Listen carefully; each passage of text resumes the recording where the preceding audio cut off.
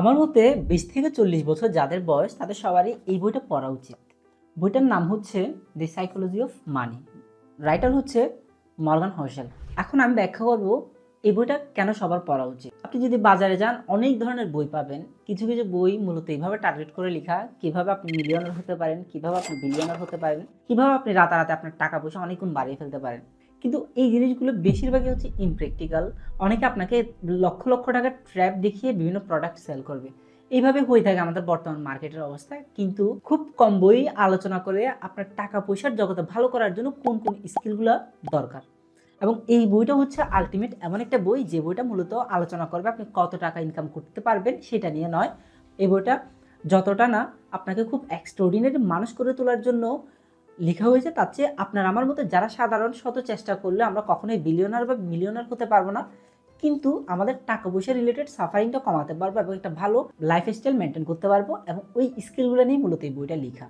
এবং এই বইটা কোনোভাবে আবার আপনি মিলিয়নার হবেন বিলিয়নার হবেন এটার বিরোধিতা করে না, কিন্তু এই বইটা এটাই মনে করিয়ে দেয় আপনি যতই চেষ্টা করেন আপনার হাতের মধ্যে নেই আপনি মিলিয়নার হবেন নাকি বিলিয়নার হবেন। ওই পর্যায়ের বিষয়গুলো আমাদের কন্ট্রোলের বাইরে, চারপাশের উপর এবং আমাদের বিশ্ব ইকোনমিক পরিস্থিতিটা কীরকম যাচ্ছে তার উপর নির্ভর করে মূলত নির্ধারিত হয় আপনি কতটুকু পর্যায়ে যাবেন। কিন্তু একটা নির্দিষ্ট লিমিট পর্যন্ত আমাদের হাতে ভালো একটা কন্ট্রোল আছে এবং সেটা আমরা আমাদের স্কিল দিয়ে চেঞ্জ করতে পারি। এই বিষয়টা নিয়ে মূলত এই বইটার আলোচনা। এবং আপনাদেরকে আমি এই ভিডিওটা শেষে 3টা প্রশ্ন করব। এই 3টা প্রশ্নের উত্তর আপনারা আমাকে কমেন্ট বক্সে দেওয়ার চেষ্টা করবেন। আমিও ওই 3টা প্রশ্নের উত্তর আপনাদেরকে কমেন্ট বক্সে দিয়ে দিব।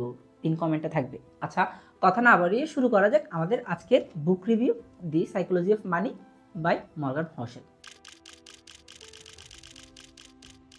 প্রথম চ্যাপ্টারটা হচ্ছে নো ওয়ান ইজ ক্রেজি। আচ্ছা, আপনি কি কখনো দেখেছেন একজন কৃপণ মানুষ রাতারাতি অনেক বেশি খরচ করা শুরু করেছে, কিংবা একজন লাক্সারিয়াস মানুষ অনেক বেশি কিপটা হয়ে গেছে? এটা খুব কমই দেখা যায়।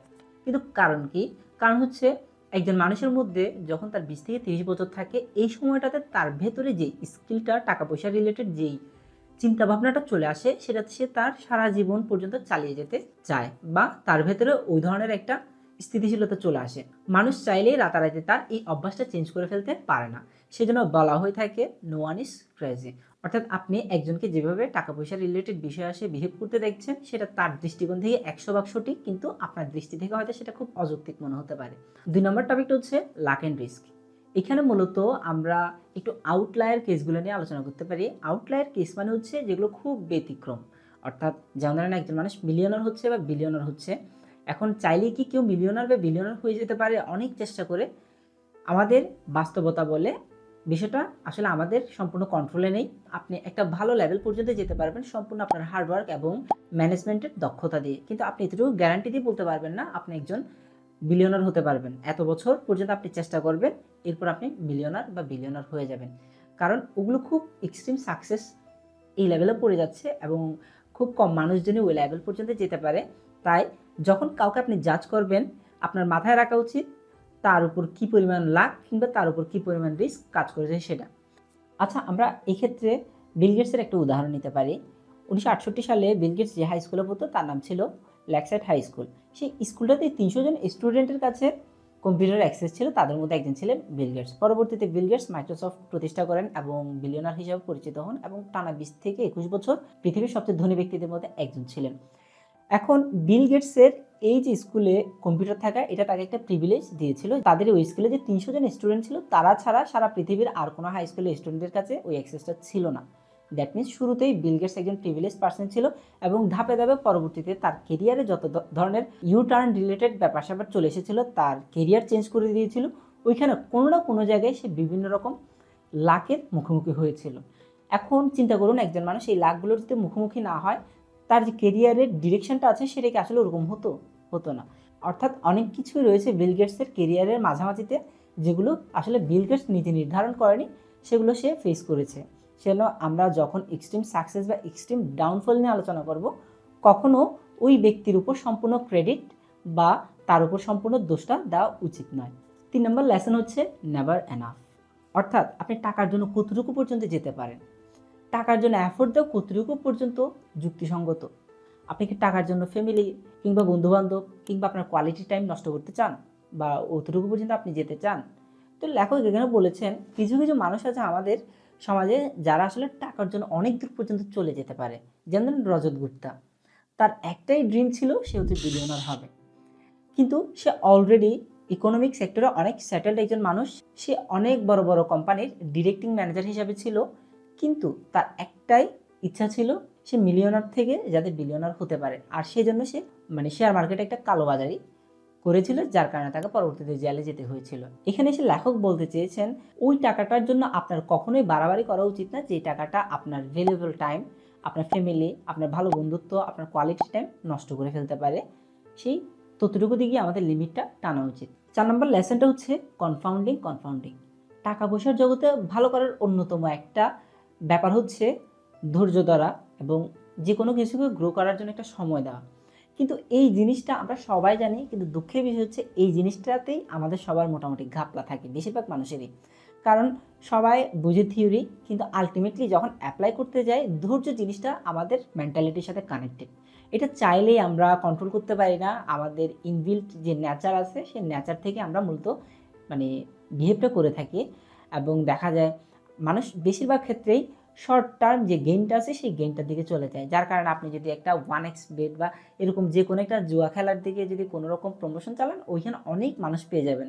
তার চেয়ে আপনি যদি বলেন এখানে একটা হার্ড স্কিল আছে, যে স্কিলটা ডেভেলপ করে আপনি শিওর একটা ভালো কেরিয়ার দাঁড় করাতে পারবেন, ওইসব ক্ষেত্রে মানুষ অনেকেই যাবে সঠিক, কিন্তু লেগে থাকতে চাইবে না, কারণ ওখানে একটা টাইম দরকার, পরিশ্রম দরকার। ওই জিনিসটা অনেক মানুষ দিতে চায় না। তো লেখক বলতে চেয়েছেন কনফাউন্ডিং ইজ দ্য পাওয়ার, অর্থাৎ চক্রবৃদ্ধি হইতে দিতে হবে যে কোনো কিছুকে। ধীরে ধীরে প্রথমে যখন সেটা হবে তখন সেটা আস্তে আস্তে হবে, এবং পরবর্তীতে সেটার গতি অনেক বেশি বেড়ে যাবে। এক্ষেত্রে আমরা ওয়ারেন বাফেটের উদাহরণটা নিতে পারি। ওয়ারেন বাফেট হচ্ছেন এমন একজন যিনি তার 11 বছর বয়স থেকে ইনভেস্ট করে আসছেন, এবং খুব ধৈর্য ধরে সময় দিয়ে যে কোনো কিছুকে গ্রো করতে দেওয়ার যে স্কিলটা সেটা তিনি অনেক ছোটোবেলা থেকেই অর্জন করেছিলেন। ওনার বেশিরভাগ সম্পত্তি ওনার কাছে এসেছে সেটা 60 বছরের পর। এই জন্য কোনো অ্যাসেটকে গ্রো করার জন্য সময় দেওয়া উচিত, এবং এখানে আমাদের কিওয়ার্ড হচ্ছে প্যাশেন্স, অর্থাৎ ধৈর্য বজায় রাখা। ওয়ারেন বাফেটের যে সম্পদ তার পেছনে সবচেয়ে যদি বেশি ক্রেডিট দিতে হয় সেটা হচ্ছে সময়কে। আমাদের 5 নম্বর চ্যাপ্টারটা হচ্ছে getting wealthy versus staying wealthy. আপনি অনেক মানুষজনকে দেখবেন অনেক টাকা পয়সা উপার্জন করে, কিন্তু তারা কখনোই ধনী থাকতে পারে না, কিংবা টাকা পয়সাগুলো ম্যানেজ করতে পারে না। কিন্তু অনেক মানুষের তুলনায় তারা বেশি উপার্জন করার পরেও সচ্ছলতাটা অর্জন করতে পারে না। সেজন্য লেখক বলেছেন সম্পদ অর্জন করা এবং সেই সম্পদটা মেনটেন করা এবং একটা ধনী অবস্থা বজায় রাখা, এটা আলাদা ধরনের স্কিল। আপনি হয়তো রাতারাতি অনেক সম্পদ উপার্জন করতে পারেন, কিন্তু আপনার যদি বেসিক কিছু স্কিল না থাকে তাহলে আপনি সেই সম্পদ উপার্জন করতে যতক্ষণ লেগেছে তার চেয়ে অনেক তাড়াতাড়ি আপনি হারিয়ে ফেলতে পারেন। কিভাবে? পরবর্তী চ্যাপ্টারগুলোতে আমরা সেটা আলোচনা করব। আমাদের চ্যাপ্টার নাম্বার 6 হচ্ছে টেলস ইউ উইন। এটার টপিকটা হচ্ছে এরকম, আপনি আপনার ইনভেস্টমেন্টের জগতে কিংবা আপনি যে এফোর্ট দিচ্ছেন আপনার অ্যাসেট তৈরি করার জন্য বা সম্পদ অর্জনের জন্য, সেই পথটা থেকে আপনি সবসময় ভালো ডিসিশন নেবেন কিংবা সঠিক ডিসিশন নেবেন? সঠিক উত্তরটা হচ্ছে না। আপনার একটা ভালো পরিমাণ এফোর্ট এবং ইনভেস্টমেন্ট কোনো প্রকার রিটার্ন নাও দিতে পারে, কিংবা আপনার এক্সপেকটেশন ফিল আপ নাও করতে পারে। এবং এটা যে শুধু আপনার আমার ক্ষেত্রে সঠিক এমন না, এটা গুগলের জন্য সঠিক, এটা অনেক বড় বড় মানুষজনের জন্য সঠিক। গুগলের কথাটা যদি বলি, গুগল প্রায় 250টির বেশি সার্ভিস প্রোভাইড করে থাকে, কিন্তু আপনি কয়টার নাম জানেন? আমরা খুব কম প্রোডাক্টেরই নাম জানি, যেমন তাদের জিমেইল, গুগল সার্চ ইঞ্জিন, এরকম আরও অনেকগুলো প্রোডাক্ট আমরা প্রোডাক্টের নামে আমরা ভালো জানি, কিন্তু তাদের যেসব অন্যান্য সার্ভিসগুলো রয়েছে তার বেশিরভাগই হচ্ছে ফ্লপ। অর্থাৎ তারা প্রতিবারই সেগুলা রিসার্চ অ্যান্ড ডেভেলপমেন্টের আন্ডারে সেগুলো লঞ্চ করে থাকে, এবং সেগুলো ফ্লপ করার সাথে সাথে তারা অন্য আরেকটা সার্ভিস প্রোভাইড করে থাকে। এভাবে তারা তাদের এক্সপেরিমেন্টটা চালায়। তাহলে গুগল কীভাবে সারা পৃথিবীতে এরকম ডমিনেন্ট অবস্থায় থাকতে পারলো, তাদের এতগুলো ফ্লপ ইনভেস্টমেন্ট থাকার পরেও? কারণ আপনি আপনার ইনভেস্টমেন্টের জগতে অর্ধেক পরিমাণ ভুল থাকার পরেও বাকি অর্ধেক পরিমাণ সঠিক যদি থাকেন, তাহলে আপনি বিপুল পরিমাণ সাকসেসফুল হতে পারেন। আপনার কখনোই এরকম চিন্তা থাকা উচিত না আপনি সবসময় 100% সঠিক হবেন। আপনার নিজেকে ভুল করার ক্ষেত্রে অ্যালাউ করতে হবে, কিন্তু আপনি যে সেক্টরগুলোতে সফল হবেন সেই সেক্টরগুলোর মধ্যে এমন কিছু অল্প 2-1টা সেক্টর পাওয়া যাবে যেগুলোই মূলত আপনার সকল যে লোকসান আছে সেগুলোকে সাস্টেন করে ফেলতে পারবে। গুগলের ক্ষেত্রে সেম কথাই, তাদের যে অল্প কিছু সাকসেসফুল প্রোডাক্ট আছে সেই প্রোডাক্টগুলো থেকে যেই রেভিনিউ তারা জেনারেট করে সেই টাকাটাই তারা খরচ করে হচ্ছে তাদের যে ফ্লপগুলো বা সামনের যে ফার্দার এক্সপেরিমেন্ট সেগুলোতে তারা খরচ করে। এর পাশাপাশি তারা একটা বিপুল পরিমাণ প্রফিটও করে থাকে। সেজন্য কখনো এটা ভাবা উচিত না আমার 100% সঠিক হতে হবে, 100% সঠিক হতে না পারলেই আমার সব কিছুই নষ্ট হয়ে যাবে। এটা না ভেবে আপনার জাস্ট চিন্তা করতে হবে আপনার যাতে অন্তত এমন কিছু মানে ইনভেস্টমেন্ট থাকে যে ইনভেস্টমেন্টগুলোই আপনার সকল ধরনের ঘাটতিকে ফিল আপ করে আপনাকে আরও প্রফিট এনে দেবে। এটাই বলতেছে টেলস ইউ উইন। এটাকে আমরা আরেকভাবেও বলতে পারি, সেটা হচ্ছে প্যারেটো প্রিন্সিপাল, 80-20 ল। আপনার 20% সাকসেস থেকে মূলত আপনার 80% আউটপুট চলে আসবে। এটাকে অর্থাৎ আমাদের রিয়েল লাইফটা এভাবেই কাজ করে। আমাদের যে সফলতা বা আমাদের যে উন্নতি সেটা সবসময় মানে 20 থেকে 20 আসে না, বা 80% থেকে 80% প্রডিউস করে না। 7 নম্বর চ্যাপ্টারটাও হচ্ছে freedom. Controlling your time is the best dividend money pace. টাকা আমাদেরকে যে জিনিসটা সবচেয়ে মূল্যবান হিসাবে দিয়ে থাকে সেটা হচ্ছে ফ্রিডম। আপনি নির্ধারণ করতে পারছেন আপনি কখন কাজ করবেন, কতটুকু কাজ করবেন, কাদের সাথে কাজ করবেন। এই জিনিস সবগুলো যদি আপনার হাতে থাকে তখনই আপনার লাইফে একটা রিল্যাক্সেশন আসবে, আপনার প্রোডাক্টিভিটিতে একটা বুস্ট আসবে, আর এটাই আমাদেরকে টাকা অর্জন করতে সাহায্য করে। পরের চ্যাপ্টারটা হচ্ছে man in the car paradox. আমাদের অনেকের মধ্যে লাক্সারি নিয়ে একটা ভুল ধারণা আছে, সেটা হচ্ছে আপনার যদি একটা কার থাকে সেই কার দেখে হয়তো মানুষ আপনাকে অনেক সমীহ করবে এবং আপনার মতো হতে চাইবে। কিন্তু মজার ব্যাপারটা হচ্ছে আপনার কার নিয়ে যখন আপনি যাচ্ছেন সেই কারের দিকে তাকিয়ে কেউ আপনার মতো হতে চাইবে না, সে শুধু কারের দিকেই তাকাবে এবং ভাববে সে যদি ওই কারের মধ্যে থাকতে পারতো তাহলে তার লাইফটা হয়তো আরেকটু অন্যরকম হতে পারতো। সেজন্য কখনোই আপনার যে শো অফ বা কিংবা লাক্সারি প্রোডাক্ট আছে সেগুলো দেখে কখনোই মানুষ আপনার মতো হতে চায় না। সাইকোলজিটা এমন থাকে যে তারা তাদের জন্যই, তাদেরকেই ওই জায়গাতে দেখার জন্যই তাকিয়ে থাকে। আসলে কতটুকু অর্থে জাস্ট মানুষকে দেখানোর জন্য আপনি অনেক লাক্সারিয়াস প্রোডাক্ট কিনছেন, বাট মেইন যে টার্গেট মানুষকে দেখানো এবং নিজেকে সুপিরিয়র ফিল করানো, সেই জিনিসটা আসলে কাজে আসে কিনা, মানুষকে ওভাবে ভাবে কিনা, জিনিসটা আসলে ভালো না, কিন্তু আপনি যে টার্গেটে নিচ্ছেন সেই টার্গেটটার আশেপাশ দিয়ে যাচ্ছে কিনা সেটাও কিন্তু একটা ভাবার বিষয়। 9 নম্বর চ্যাপ্টার হচ্ছে wealth is what you don't see. সম্পদ হচ্ছে সেটাই যেটা আপনি দেখেন না। এর মানে হচ্ছে আপনার কাছে একটা গাড়ি আছে কিংবা একটা বাড়ি আছে, সেটা কি আপনার সম্পদ? খুব একটা না। তার চেয়ে আপনার কাছে এমন কিছু আছে যেটা মানুষ দেখছে না, যেমন আপনার জমানো টাকা কিংবা আপনার জমানো কোনো ইনভেস্টমেন্ট, যেটা আপনি যে কোনো টাইমেই লিকুইডিফাই করতে পারেন, অর্থাৎ আপনি চাইলে সেটাকে ক্যাশে কনভার্ট করতে পারেন। কিন্তু যে টাকাটা আপনি খরচ করে ফেলছেন, যেটা আপনি স্পেন্ড করে ফেলছেন, সেটা দিয়ে কি আসলে আপনার মানে কোনো রকম উপকার হবে সামনে? হবে না। সেটা আপনার অলরেডি খরচ হয়ে গেছে, সেটার রিসেল ভ্যালু কমে গেছে, সেটা লিকুইডিফাই কমে গেছে, সেটাকে আপনি ক্যাশে কনভার্ট করবেন সেই চান্সও অনেক কমে গেছে। সেজন্য আমাদের সম্পদ হচ্ছে সেটাই যেটা মানুষজন দেখে না এবং আপনি সেটা লুকিয়ে রাখেন। এবং এই রিলেটেড টপিক আমরা সামনে আরেকটু বিস্তারিত পাবো। 10 নম্বর টপিক হচ্ছে ওই wealth you don't see, that means saving. Save money. এখন প্রশ্ন হচ্ছে সেভিং মানি সেই জিনিসটা আমরা সবাই জানি, এবং সেভিংস নিয়ে চারপাশে আমার বন্ধু বান্ধবদের মধ্যে ইভেন আমার মধ্যেও অনেক কনসার্ন, কিন্তু আলটিমেটলি সেভিং জিনিসটা আমরা কয়জনই বা মেনটেন করি, মানে জিনিসটা আসলে ভাবার বিষয়। আমি নিজেও অতটা সেভিং করতে পারি না, আমার মানি ম্যানেজমেন্টও খুব একটা ভালো না, কিন্তু আমাদের সবারই তো চেষ্টা করা উচিত। তো সেভিং মানি এটা কেন দরকার, এখানে লেখক একটা সুন্দর যুক্তি দিয়েছেন, মানে জিনিসটা আমার কাছে অনেক বেশি মেক সেন্স করেছে, কারণ আমি কখনো ওভাবে ভাবিনি। আগে যখন মানুষজন কোনো একটা চাকরির জন্য কম্পিটিশন করতো তখন সেটা হতো এলাকা ভিত্তিক। ধরেন আপনি আপনার এলাকার সবচেয়ে ভালো একজন মানে দক্ষ মানুষ, তো যখন কোনো একটা চাকরি ক্রিয়েট হতো বা চাকরিতে কোনো কর্মী লাগতো, সার্কুলার দিলে আপনি সহ এলাকার আরও কয়েকজন মানুষ মিলে সেখানে আপনারা অ্যাপ্লাই করলেন, এবং আপনি যেহেতু একজন প্রতিভাবান মানুষ আপনি সেখানে চান্স পেয়ে গেলেন। তো আপনার কম্পিট করা লাগলো শুধু আপনার এলাকার মানুষজনের সাথে।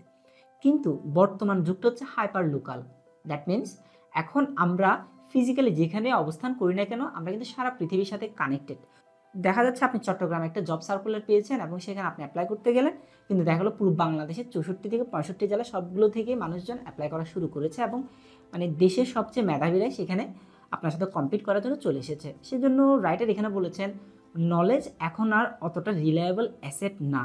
আমরা হয়তো বলতে পারি অনেক বেশি মেধাবী, অনেক বেশি মেধাবী, এক্সেপশনাল মেধাবী এক জিনিস, কিন্তু মেধাবী আরেক জিনিস। তো আগে মেধাবী হলে ভালো একটা কিছু করা যেত। গ্লোবালাইজেশন যেইভাবে আমাদের মধ্যে সবার মধ্যে ছড়িয়ে পড়েছে, এই যুগে এসে আপনি আপনার নলেজ নিয়ে খুব বেশি রিলায়েবল থাকতে পারবেন না, কারণ আপনার কম্পিটিশনটা অনেক বেশি বেড়ে গিয়েছে, আপনার কম্পিটিটর অনেক বেশি। সেজন্য আপনার যেটা করতে হবে সেটা হচ্ছে নিজের সেফটির জন্য, নিজের ব্যাকআপের জন্য মানি সেভ করা। লাইফে যখনই যে মোমেন্টে পারেন টাকাটা সেভ করেন। টাকা সেভ করলে যেটা হবে, আপনার হয়তো পছন্দ না এমন চাকরির জন্য দৌড়াতে হবে না। আপনি একটু সময় পাবেন, আপনি আপনার গোলগুলো সেট করে নিতে পারবেন, আপনি চিন্তা ভাবনা করে আগাতে পারবেন। কিন্তু আপনার কাছে যদি টাকা না থাকে, আপনি সব ধরনের চাকরির জন্যই দৌড়াবেন, আপনার কোনো পছন্দ অপছন্দ থাকবে না, আপনি এক প্রকার সাফোকেশন ফিল করবেন। আর এই সাফোকেশনটা থেকে বাঁচার জন্য এবং ভবিষ্যতের যে আনসার্টেনিটি, অনিশ্চয়তা, সেটাকে ফেস করার জন্য আপনার একটা টাকা জমানো উচিত, এবং এই জমানোটা যত বেশি হবে ততটাই বেটার। এরপর আমরা চলে যাব সরাসরি 13 নাম্বার চ্যাপ্টারে, কারণ মাঝখানের যে টপিকগুলো ছিল সেগুলো আমাদের আগের অন্যান্য টপিকের মধ্যেই মোটামুটি কভার হয়ে গিয়েছে। 13 নাম্বার চ্যাপ্টারটা হচ্ছে room for error. That means আপনি যখন কখনো ডিসিশন মেক করবেন, আপনি 100% ডিসিশন সঠিক নেবেন না, এবং আপনার যে ইনভেস্টমেন্ট সেটার যে রিটার্ন আপনি চিন্তা করছেন সেটা কখনো ওরকম আসবে না। সেই জন্য আপনাকে একটা এরর অফ মার্জিন রাখতে হবে, কারণ আপনি যদি আপনার ভুলকে অ্যালাউ না করেন তাহলে হয়তো আপনি সবসময় সাফোকেশনে ভুগবেন এবং আপনার মধ্যে ভেতরে সবসময় অসন্তুষ্টি চলে আসবে। আর এই জিনিসটাতে বাঁচতে হলে আপনার একটা ভালো পরিমাণ এরর রাখতে হবে। পৃথিবীর সবচেয়ে বড় বড় যেগুলো কোম্পানি রয়েছে কিংবা বড় বড় সফল মানুষজন রয়েছেন টাকা পয়সার দিক থেকে, তারাও অনেক ধরনের আপস অ্যান্ড ডাউনের মধ্যে দিয়ে গিয়েছেন। আর ভুলটা অ্যালাউ করে এই জন্য উচিত, আমাদের চারপাশের যে পৃথিবী এবং আমাদের যে ইকোনমিক মার্কেট সেটা কখনোই প্রেডিক্টেবল না। আপনার কাছে আজকের যে বেস্ট ডিসিশন সেটা হয়তো কালকে ভুল প্রমাণিত হতে পারে, কারণ মার্কেটের যে ইন্টারনাল ডাইনামিক্স সেটা হয়তো চেঞ্জ হয়ে গিয়েছে। সেজন্য নিজের উপর খুব বেশি প্রেশার ক্রিয়েট না করাটাই উচিত, নিজেকে একটা স্পেস দেওয়া উচিত, যদিও একটা নির্দিষ্ট লিমিট পর্যন্ত আপনার ভুল অ্যালাউ করা উচিত। এবং যদি কোনো রকম ভুল হয়ে থাকে, কোনো রকম রিটার্নে ঝামেলা হয়ে থাকে, আপনি প্রফিট পাচ্ছেন না, আপনার কোনো কাজ একটা সাকসেসফুল হয়নি, সেখান থেকে খুব সতর্কতার সাথে আপনার ভুল কোথায় এবং মার্কেটের আনপ্রেডিক্টেবল এবং আনসার্টেন যেসব ফ্যাক্টর আছে সেগুলো আলাদা করতে পারতে হবে, এবং আলাদা করে আপনার বুঝতে হবে এই জিনিসটা আপনার দোষ এবং এই জিনিসটা আপনার দোষ নয়। 14 নম্বর চ্যাপ্টার হচ্ছে ইউ উইল চেঞ্জ। আপনি বদলে যাবেন। আপনি আজকে যে ডিসিশনগুলোতে অনেক বেশি স্ট্রং কনফিডেন্স দেখাচ্ছেন কিংবা অনেক বেশি প্যাশনেট থাকছেন, এখন থেকে 5 বছর কিংবা 10 বছর পর কি এমনটা থাকবে? এটা কি শিওর, মানে গ্যারান্টেড বা বলা যায় জোর দিয়ে? অবশ্যই না। অনেক মানুষই তার কেরিয়ার চেঞ্জ করে ফেলে, তার ব্যবসা চেঞ্জ করে ফেলে, বিভিন্ন কিছু চেঞ্জ করে ফেলে। সেজন্য লেখক এটা বলেছেন, এমন কিছু করা উচিত না যেটা একসময় গিয়ে আপনার মনে হচ্ছে আপনার বুকের উপর একটা বোঝার মতো বসে আছে। সেই জিনিসগুলোতে আটকে না থেকে বরং আপনার যেটা করা উচিত, কীভাবে স্মুথলি ওই জায়গা থেকে ট্রানজিশন নেওয়া যায় বা চেঞ্জ হয়ে চলে আসা যায়, এই জিনিসটা নিয়ে ভাবা উচিত। কারণ মানে গবেষণায় এটা প্রমাণিত হয়েছে, আপনি যখন ভালো না লাগার পরেও জাস্ট আপনার একটা সাঙ্ক কস্ট আছে, এখানে কিছু আপনার ফলাফল ডুবে গেছে, সেই ভয়ে আপনি ওইখান থেকে বের হচ্ছেন না, তাহলে এইসব ক্ষেত্রে দেখা যায় আপনার ফার্দারলি আরও বেশি মানে ভরাডুবি হওয়ার চান্স বেড়ে যায়। আর সাইকোলজির ভাষায় এটাকে বলা হয় সাঙ্ক কস্ট ফ্যালাসি। আমাদের 15 নম্বর চ্যাপ্টারটা হচ্ছে নাথিং ইজ ফ্রি। সিলিকন ভ্যালিতে সুন্দর একটা কথা আছে, আপনি যদি কোনো একটা সার্ভিস পাওয়ার জন্য যদি কোনো রকম পে করে না থাকেন, মূল্য পরিশোধ না করেন, তাহলে ধরে নিতে পারেন আপনি হচ্ছেন সেখানকার একজন প্রোডাক্ট। যেমন ধরুন আপনি ইউটিউবে গেলেন, ফ্রিতে আপনি অনেক ভালো ভালো কন্টেন্ট দেখলেন, কিন্তু আপনি কি ভাবছেন আপনাকে সম্পূর্ণ এটা ফ্রি দেওয়া হয়েছে? না, আপনি সেখানকার প্রোডাক্ট। যত বেশি মানুষজন অ্যাড দেখবে তাদের অ্যাড রেভিনিউ তত বাড়তে থাকবে। সেজন্য কখনোই এটা ভাবা উচিত না যে আমাকে কেউ কোনো কিছু ফ্রি দিয়ে দিচ্ছে। ফ্রি কখনোই ফ্রি না। এটা হয়তো আমরা অনেকেই জানি, কিন্তু এই জিনিসটা আমাদের ইকোনমিক সেক্টরের খাটে অনেক মানুষজন হয়তো 100 টাকা ইনভেস্ট করে এসে 500 টাকা পাচ্ছে কয়েক বছর পর, বা 10,000 টাকা ইনভেস্ট করে এসে 50,000 টাকা পাচ্ছে 3-4 বছর পর। শেয়ার মার্কেট হতে পারে। তো অনেকের মধ্যে এরকম একটা চিন্তা চলে আসতে পারে যে এটা তো এক প্রকার ফ্রি মানি। আসলে ফ্রি মানি না। লেখক এখানে বলতেছেন মানে আপনি যে রাতের পর রাত এই যে একটা অ্যাংজাইটির মধ্যে ছিলেন, আপনি আপনার ইনভেস্টমেন্টটা দেখলেন বাড়তেছে, কমতেছে, উঠতেছে, এই জিনিসগুলো যে আপনি সাফার করতেছেন, এটার একটা প্রাইস আছে। এই প্রাইসটা আপনাকে দেওয়া হয়। সেজন্য কোনো কিছু আসলে ফ্রি না। আপনি লাইফের যেখানে যেখানে দেখবেন ফ্রি ট্যাগ আছে, ডিসকাউন্ট ট্যাগ আছে, দ্যাট মিনস ওইখানে আসলে কোনো না কোনোভাবে এটার জন্য কাউকে না কাউকে পে করতেই হচ্ছে। আমাদের 16 নম্বর চ্যাপ্টারটা হচ্ছে ইউ অ্যান্ড মি। এটা আমার খুব পছন্দের একটা চ্যাপ্টার বলা যায়। এর কারণ হচ্ছে আপনি হয়তো কোনো একজন উচ্চপদস্থ কর্মকর্তার লাইফস্টাইল খেয়াল করলেন, তিনি প্রতিদিন দামি গাড়িতে করে চলাফেরা করেন এবং খুব দামি দামি পোশাক আশাক পরেন, এবং আপনার মনে ধারণা হলো এই ধরনের, আমি তো ব্যবসায়ী মানুষ, এখন আমার এই ধরনের পোশাক আশাক নেই কেন বা এত গাড়ি নেই কেন? কিন্তু লেখক বলেছেন ওই সময়টাতে আপনি নিজেকে একটা প্রশ্ন করেন, উনি যে গেমটা খেলছেন আপনি কি সেই গেমটা খেলতেছেন? না, উনি যেই সেক্টরে আছেন সেই সেক্টরে গাড়ি, তার পোশাক আশাক এগুলো অনেক বেশি ম্যাটার করে। এরকমও হতে পারে সে এগুলোর প্রতি অতটা মানে সিরিয়াস না, কিন্তু তার জাস্ট চাকরির সুবাদে ওগুলো পড়া লাগতেছে, ওই স্ট্যাটাসটা মেনটেন করা লাগতেছে। সেজন্য লেখক এখানে বলেছেন যে কোনো মানুষকে উদাহরণ হিসাবে নিয়ে তার প্রত্যেকটা স্ট্যাটাস বা সিম্বলকে আপনি নিজের সাথে রিলেট করতে যাবেন না, কারণ আপনি যে গেম খেলছেন আপনার যে টার্গেট সেই টার্গেটের সাথে তার টার্গেট নাও মিলতে পারে। তার যে কেরিয়ার ট্র্যাক সেখানে অত বেশি টাকা নেই, আপনার কেরিয়ার ট্র্যাকে অনেক বেশি টাকা, কিন্তু আপনাদের লাইফস্টাইল আলাদা হতে পারে, আপনাদের চিন্তাভাবনা আলাদা হতে পারে, আপনাদের টাকার পেছনে সময় দেওয়ার যে অ্যামাউন্টটা সেটাও আলাদা হতে পারে। সেজন্য যখন কোনো কম্প্যারিজনে যাবেন তখন আগে ভাবতে হবে উনি টাকা পয়সার জগতে যে গেমটা খেলছেন আর আপনি যে গেমটা খেলছেন ওই দুটো সেম কিনা। আর যদি কম্প্যারিজন করা হয় যাতে সেটা একটা লজিক্যাল বেজের উপর করা হয়। আমাদের 17 নম্বর চ্যাপ্টারটা হচ্ছে দি সিডাকশন অফ পেসিমিজম। এটা হচ্ছে মানে মানুষ খুব বেশি নৈরাশ্যবাদ দ্বারা প্রভাবিত হয়, এটাকে বলা হচ্ছে end of the world fallacy. মানে এন্ড অফ দ্য ওয়ার্ল্ড মানে হচ্ছে দুনিয়াটা শেষ, মানে সবসময় একটা নেগেটিভ ভাইবের উপর থাকা। ধরেন আপনি একটা চায়ের দোকানে বসে আছেন, একজন মানুষ খুব লজিক্যালি বসে বসে ইকোনমিক অবস্থা, দেশের অবস্থা নিয়ে আলোচনা করছেন, কিছুক্ষণ ভালো কথা আর কিছুক্ষণ খারাপ কথা, কারণ সব কিছুই মূলত ভালো মন্দ মিক্স করাই থাকে। মানুষজন কিন্তু খুব একটা আগ্রহ পাবে না, কিন্তু কোনো একজন মানুষ হঠাৎ করে বাইরে থেকে এসে যদি বলে বাংলাদেশ নষ্ট হয়ে যাচ্ছে, বাংলাদেশের ইকোনমি ধ্বংস হয়ে যাচ্ছে, আর কোনো উপায় নাই, বাংলাদেশের সামনে আরও বেশি ডুবে যাবে, কথাগুলো একটা নির্দিষ্ট লিমিট পর্যন্ত সঠিক, কিন্তু যে ভবিষ্যৎ নিয়ে যে ভবিষ্যৎবাণীগুলো করা, মানে বাংলাদেশের আর কোনো গতি নেই বা যে কোনো কিছু নিয়ে যে খুব এক্সট্রিম লেভেলের নেগেটিভ যে ভবিষ্যৎবাণী করা, মানুষ কিন্তু এই জিনিসগুলো অনেক বেশি আমলে নেয়, এগুলো একটু বেশি মনোযোগ দেয়। আর এটাকে বলতেছে দি সিডাকশন অফ পেসিমিজম। টাকা পয়সার জগতে মানুষের মধ্যে এই জিনিসটা অনেক বেশি কাজ করে। যেমন ধরেন আপনার ইকোনমিক একটা ক্রাইসিস আসলো, এখন মানুষজন সবাই একসাথে দল বেঁধে গিয়ে ব্যাংক থেকে টাকা তোলা শুরু করে দিল, এবং 2 দিন পর দেখা গেলো আসলে ক্রাইসিসটা কেটে গিয়েছে এবং তারা তাদের যে সঞ্চয় ছিল কিংবা শেয়ার মার্কেটের জন্য হতে পারে জিনিসটা, শেয়ার মার্কেটে যে টাকা পয়সাটা ছিল সেখান থেকে তারা গণহারে টাকাটা তোলা শুরু করেছিল।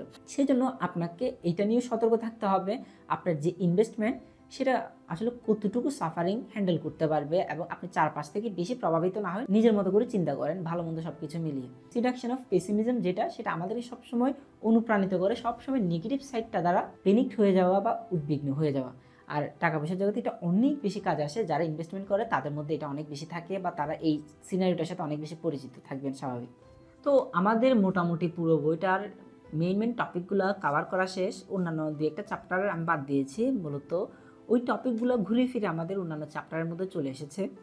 এখন আমি এখানে কয়েকটা কথা বলতে চাই। ফার্স্ট অফ অল, লেখকের যে লাস্ট চ্যাপ্টারটা ছিল সেটা হচ্ছে যে দি কনফেশন। কনফেশন মানে হচ্ছে লেখক তার পার্সোনাল লাইফের যে এক্সপিরিয়েন্সটা ছিল সেটা তিনি এখানে শেয়ার করেছেন। তো এখন আমাদের কাজ হচ্ছে আমরাও কমেন্ট বক্সে গিয়ে যে 3টা প্রশ্ন আমি দিব সেই 3টা প্রশ্নের উত্তর আপনারা করার চেষ্টা করবেন।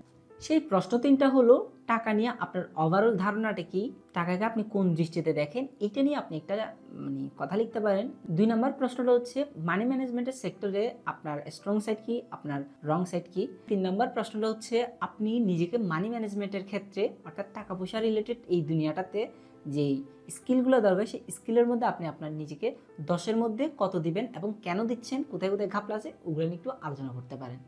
তো আজকের মতো এতটুকুই থাক। আপনাদের সাথে এরকম বিভিন্ন সময় বুক রিভিউ করার জন্য চলে আসবো, এবং আমি হচ্ছে এই ভিডিওটা স্ক্রিপ্ট ছাড়া করেছি, সেই জন্য হয়তো অনেক ভুলভ্রান্তি থাকতে পারে, সেটা ক্ষমাসুন্দর দৃষ্টিতে দেখবেন। আপনাদের যদি মনে হয় আপনাদেরকে আমি কোনো ভ্যালু প্রোভাইড করতে পেরেছি তাহলে আপনারা আমার এই চ্যানেলটাতে একটা সাবস্ক্রাইব করে রাখতে পারেন।